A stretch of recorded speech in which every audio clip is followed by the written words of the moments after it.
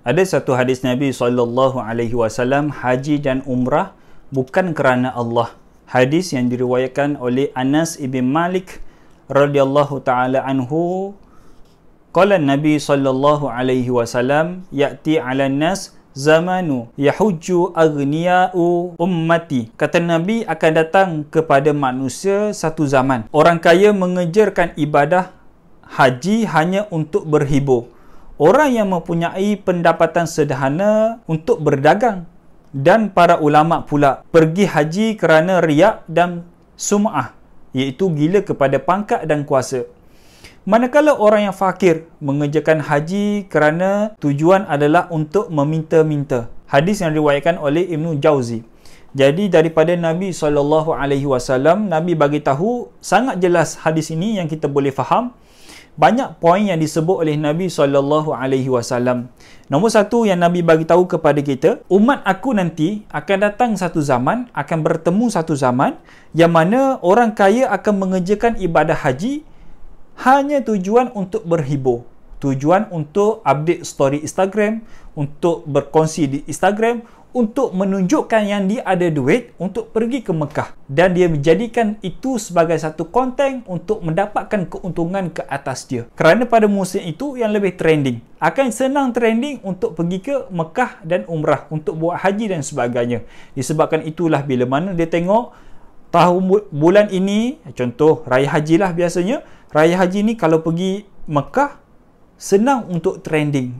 Senang dapat view. Ramai orang akan like. Maka dia tempah tiket untuk pergi ke haji, buat ibadah haji ke Mekah dan ke Madinah semata-mata untuk dapatkan konten, untuk berhibur. Itu bahaya yang disebut oleh Nabi SAW. Dan sambung Nabi, orang yang mempunyai pendapatan yang sederhana, dia pergi kepada haji untuk berdagang. Pendapatan yang sederhana bila mana dia tengok ramai orang pergi ke Tanah Suci Mekah, maka dia pun nak pergi. Tapi tujuannya adalah untuk berdagang, untuk berniaga. Maka digunakanlah duit-duitnya sebagai modal untuk beli tiket, beli visa dan sebagainya. Bila mana sampai di Mekah, dia berdagang, dia berjual dan sebagainya. Itu tujuan asalnya. Bukan tujuan asalnya adalah untuk melakukan ibadah haji maupun umrah. Itu yang disebut oleh Nabi SAW. Sambung Nabi, para ulama pula bila mana mereka pergi ke haji, pergi ke umrah semata-mata riak dan sum'ah, untuk dapatkan pangkat dan kuasa daripada masyarakat orang ramai. Dan orang fakir, orang miskin pula, dia invest modal untuk beli tiket dan sebagainya, pergi ke Tanah Suci untuk berminta-minta, untuk minta sedekah dan sebagainya. Dan kita tengok ramai di Tanah Suci pada hari ini, pergi ke Tanah Suci adalah untuk minta sedekah dan sebagainya. Dan kata sahabat Nabi SAW adalah Abdullah ibn Mas'ud, pada hari akhirat nanti ramai orang kaya yang pergi ke Mekah tanpa suatu sebab, tujuan yang syar'i, tanpa sebab yang syar'i. Perjalanan mereka ke sana menjadi mudah sekali dan rezeki mereka berlimpah ruah. Malangnya mereka kembali daripada tanah Mekah dengan tangan yang kosong.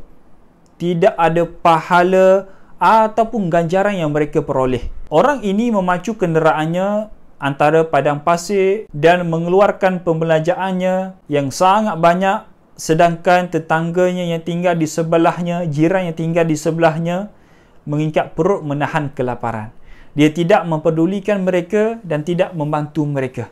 Jadi jelas yang disebutkan oleh Abdullah ibn Mas'ud, orang jauh kita nak tolong, tapi orang yang di sebelah rumah kita pun kita terlepas pandang. Maka berhati-hatilah, ditakuti kitalah orang yang dimaksudkan oleh Nabi SAW.